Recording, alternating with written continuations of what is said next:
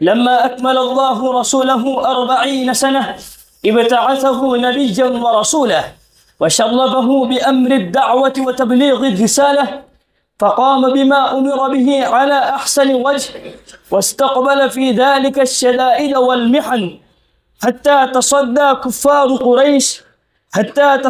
كفار قريش من المكروه يلقاه من المكروه، حتى أظهر الله دينه الذي جاء به، فضاءت أرض العرب بعد الظلمة وأبصرت بعد العمى. فأنادي اسم الأخ دانش الأورنغابادي ليأتي ويلقي الخطبة حول الموضوع: وما أرسلناك إلا رحمة للعالمين.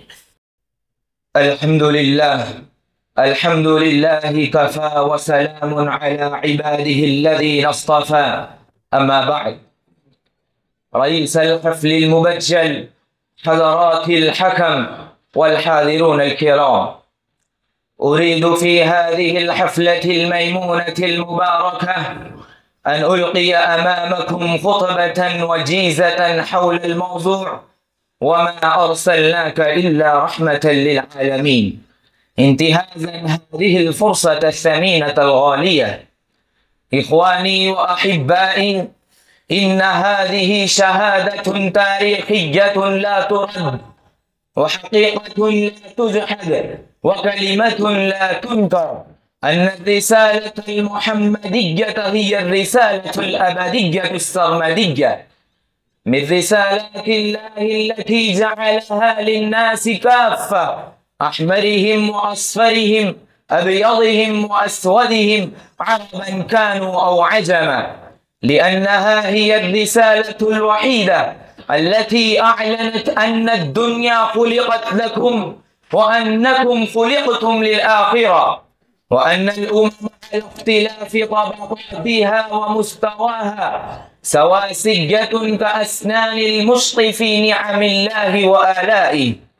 وأمر نبيه أن يعلن مجلجلا مدويا: لا فضل لعربي على عجمي، ولا لعجمي على عربي، إلا بالتقوى. كلكم من آدم، وآدم خلق من التراب. أيها الحاضرون الأجلة، إن الرسالة السابقة التي جاءت من قبل بعثة نبينا صلى الله عليه وسلم كانت مختصة بزمن أو مكان، وكل كتاب سماوي وصحيفة إلهية نزلت كانت مختصة بقوم أو شعب، وكل دعوة جاءت بها الأنبياء السابقون كانت لمنطقة أو سقع أو لبلاد وقطب.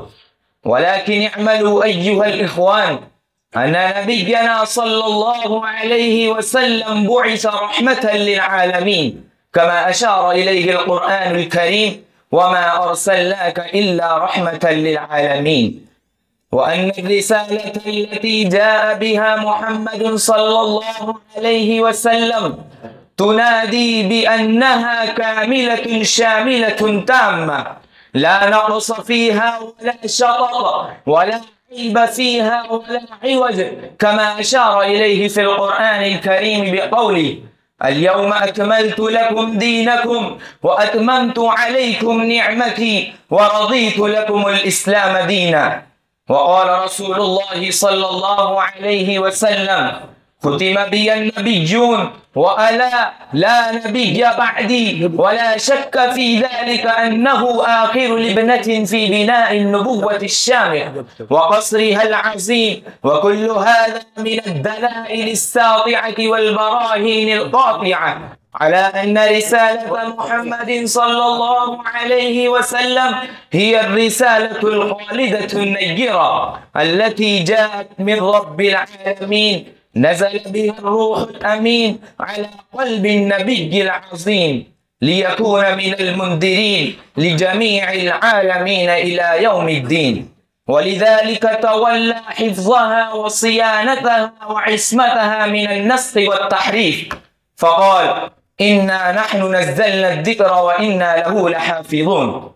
أيها المستمعون الكرام، ألم تعلموا أن الرسالة التي ذهب بها ربعي بن عامر رضي الله تعالى عنه إلى رستم قائد الجيوش الفارسية وأميرهم، وعرضها عليه بغير تلعثم ووجل، حيث قال: الله ابتعثنا والله جاء بنا لنخرج من شاء من عبادة العباد إلى عبادة الله، ومن ضيق الدنيا إلى سعتها، ومن جور الأديان إلى عدل الإسلام.